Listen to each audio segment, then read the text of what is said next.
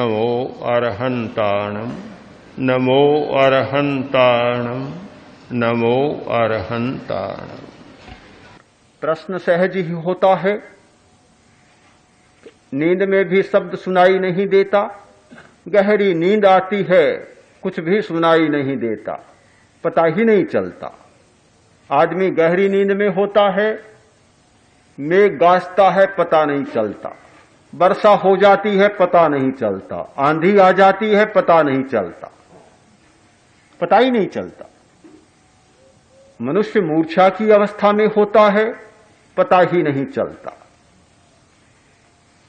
मादक द्रव्य का प्रयोग किया जाता है, एनेस्थेसिया का प्रयोग किया जाता है, शून्यता ला दी जाती है संवेदन के केंद्रों में, पता ही नहीं चलता। कितने भारी भारी मेजर ऑपरेशन होते हैं, कोई पता नहीं चलता। मूर्छा की अवस्था, शून्यता की अवस्था और नींद की अवस्था में पता नहीं चलता। क्यों न समाधि मान ले, नींद भी एक समाधि है, मूर्छा भी एक समाधि है, और मादक वस्तु का प्रयोग किया गया, शून्यता ला दी गई, वह भी समाधि है। उनको क्यों नहीं समाधि माने?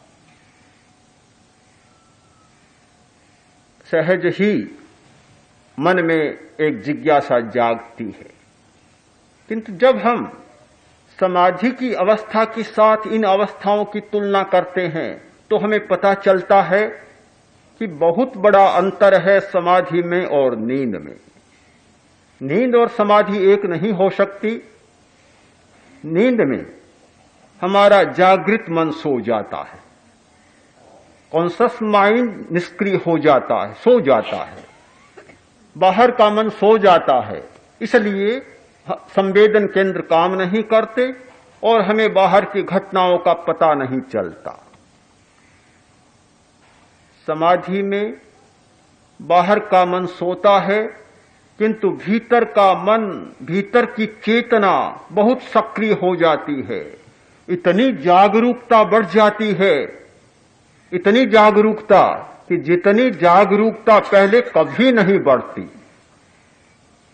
नींद का मतलब है सो जाना, चेतना का लुप्त हो जाना, बाहर की चेतना का समाप्त होना और भीतर की चेतना का भी नहीं जागना। समाधि का मतलब है बाहर की चेतना का सो जाना, किंतु भीतर की चेतना का बहुत तीव्रता से जाग जाना। इतनी शक्तिशाली बन जाती है जितनी पहले कभी नहीं बनती। बहुत बड़ा अंतर है। अभी अभी वैज्ञानिकों ने ध्यान और नींद का तुलनात्मक अध्ययन किया, बहुत बड़ी खोजें इस विषय में की। क्या अंतर आता है? तो केवल ध्यान और नींद की तुलना की है, समाधि की नहीं की, किंतु वह भी बहुत महत्वपूर्ण है। उन्होंने देखा कि ध्यान करने वाले व्यक्ति के 3 मिनट में ऑक्सीजन की खपत में 16% की कमी हो जाती, केवल 3 मिनट में। जबकि 5 घंटा की गहरी नींद आदमी लेता है तो केवल 8% ऑक्सीजन की खपत कम होती। कितना बड़ा अंतर!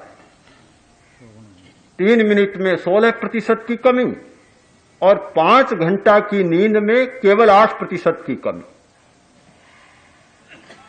ध्यान में त्वचा की अवरोधक शक्ति बढ़ जाती है। हमारी त्वचा में बहुत अवरोधक शक्ति है। यदि त्वचा में अवरोधक शक्ति न हो तो बाहर की विद्युत की तरंगों को आदमी पकड़ लेता है, और जब बाहर की विद्युत की तरंगों को पकड़ता है तो न जाने कितनी बीमारियों को, कितने मानसिक विकारों को अनायास मोल ले लेता है। किंतु त्वचा में इतनी अवरोधक क्षमता है कि वह बाहर की विद्युत की तरंगों को नहीं पकड़ती, पास में आती है तो फेंक देती है, इसलिए बाहर के प्रभावों को वह कम ग्रहण करता है। ध्यान की अवस्था में देखा गया कि त्वचा की अवरोधक शक्ति बहुत बढ़ जाती है, बहुत बढ़ जाती। और नींद में त्वचा की अवरोधक शक्ति तो बढ़ती है, किंतु बहुत कम मात्रा में बढ़ती है। कम मात्रा में बढ़ती है, ध्यान की तुलना में बहुत ही नगण्य बढ़ती है। ध्यान की स्थिति में आदमी जाता है, जल्दी ही मस्तिष्क में अल्फा तरंगें जाग जाती है। अल्फा तरंग के जागने का मतलब शांति का अनुभव, सुख का अनुभव। हमारी जो शांति है, मन की शांति और मन का सुख, वह अल्फा तरंगों के कारण होता है। नींद में, साधारण नींद में अल्फा तरंगें नहीं जागती।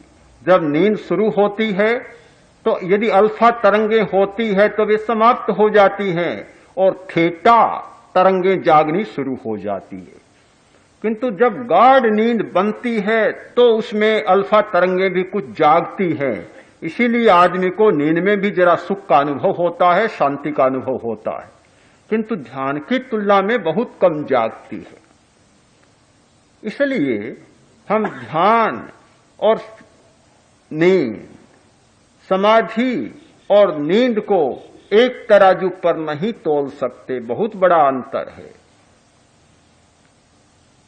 आदमी ध्यान करता है, अगर आधा घंटा का भी ध्यान करता है तो पूरे दिन ऐसा लगता है कि आज कोई ऐसा टॉनिक खा लिया कि सारे दिन एक दिमाग तरोताजा रहता है और सारे दिन आनंद का अनुभव होता रहता है। नींद में ताजगी आती है, थकान मिटती है, किंतु उसका प्रभाव बहुत थोड़ी समय रहता है और ध्यान का प्रभाव समूचे दिन रहता है। ध्यान का स्थायी प्रभाव होता है, नींद का तात्कालिक और सामयिक प्रभाव होता है। समाधि को और नींद को एक कोटि में नहीं रखा जा सकता। समाधि को और मूर्छा को एक कोटि में नहीं रखा जा सकता। मूर्छा में केवल मस्तिष्क के संवेदन केंद्र निष्क्रिय बन जाते हैं, किंतु भीतर की सारी क्रिया चालू रहती है। ध्यान में हमारे शरीर की जैविक क्रिया बहुत मंद हो जाती है, शक्ति का व्यय रुक जाता है। एक ध्यान करने वाला व्यक्ति, एक समाधि में जाने वाला व्यक्ति अपनी शरीर की शक्ति को बहुत बचा लेता है, मन की शक्ति को बहुत बचा लेता है, अपने सारे नाड़ी संस्थान की क्षमता को बहुत बचा लेता है, सबको बचाता है, किंतु मूर्छा में जाने वाला ऐसा नहीं कर पाता, कभी नहीं होता ऐसा। तो मूर्छा को और ध्यान को एक कोटि में नहीं रखा जा सकता। समाधि हमारी आंतरिक जागरूकता है, आंतरिक जागरण है। जब आदमी भीतर में जागने लगता है, एक इस प्रकार का अलौकिक जगत उसके सामने आता है जिसकी उसने पहले कभी कल्पना ही नहीं की। और जब नई चीज सामने आती है तो उसे बड़ा विचित्र सा लगता है, बड़ा विचित्र सा। एक आदिवासी कभी प्रयोजनवश नगर में गया और एक अच्छा लगा आदमकद शीशा ले आया। कभी देखा नहीं था, घर वालों ने भी कभी नहीं देखा था कि शीशा क्या होता है। जंगल में रहने वाले जंगली आदमी, जंगलों में घूमने वाले, वहीं खाने वाले, वहीं सब कुछ करने वाले, पता ही नहीं क्या शीशा होता है।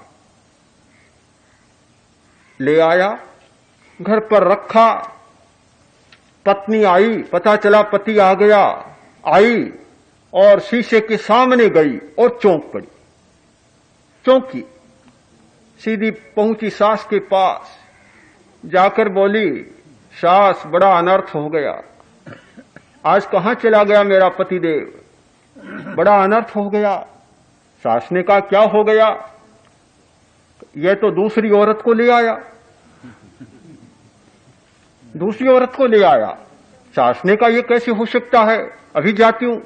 आई, पहुंची, देखा, बोली अरे भाई बात तो ठीक है, ले आया तो ठीक है, पर आखिर बूढ़ी को ही क्यों लाया?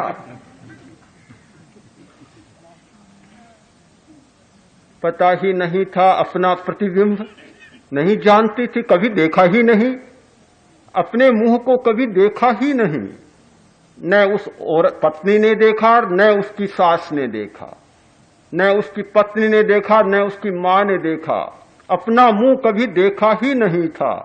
पहली बार देखा, उन्हें पता ही नहीं चला कि यह मेरा ही मुंह है। न पत्नी को पता चला, न सास को पता चला। उन्होंने सोचा कि औरत को ले आया, और सास ने सोचा, उसकी मां ने सोचा कि बूढ़ी औरत को ले आया। हमें पता ही नहीं होता चैतन्य के अनुभव का। और जब आदमी को पता ही नहीं होता तो उसे बड़ा अजीब सा लगता, ऐसा लगता है कि ये क्या है, कहां से आ गया, ये घटना कहां से घटित हो गई।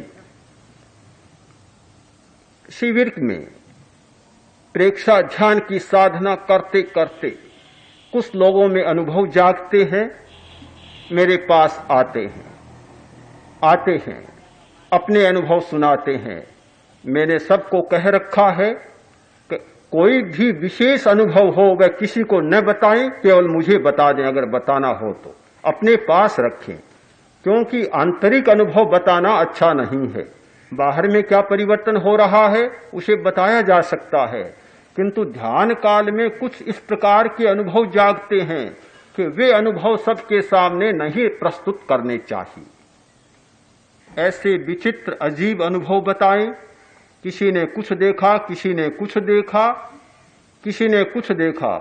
उन्होंने कभी कल्पना ही नहीं की थी कि इस प्रकार के दृश्य देखे जा सकते हैं, इस प्रकार के सुंदर रंग देखे जा सकते हैं, जो रंग हमारी सारी इस दुनिया में नहीं है। इस वैज्ञानिक दुनिया में जिन रंगों को कभी देखने का मौका नहीं मिलता, वह ध्यान काल में देखने का मौका मिलता है। इस सारी दुनिया में जो सुंदर रूप देखने का मौका नहीं मिलता, वह ध्यान काल में देखने का मौका मिलता है।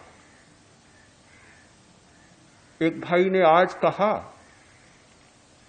कि हम पहले ध्यान नहीं करते थे तो बाहर के रंग और रूप दिखाई देते थे, अब ध्यान करने लग गए तो भीतर के रंग रूप दिखाई देने लग गए। बस क्या इतना ही होगा या और कुछ भी होगा? और कुछ भी होगा। मैंने कहा यह तो पहला चरण है, पहला चरण है केवल। जब भीतर की चेतना जागेगी तो इतना दिखाई देगा जिसकी आज कोई संभावना ही नहीं की जा सकती। हमारे स्थूल जगत में बहुत कम वस्तुएं हैं, हमारा स्थूल जगत बहुत छोटा है, हमने बहुत बड़ा मान रखा है। किंतु जब सूक्ष्म जगत के आवरण हटते हैं, पर्दे हटते हैं, हमारी चेतना सूक्ष्म होती है, और जब सूक्ष्म सत्यों को पकड़ने की हमारी क्षमता जागती है, तब हमें लगता है कि हमारा जगत कितना बड़ा है, कितना विशाल और कितना विराट है।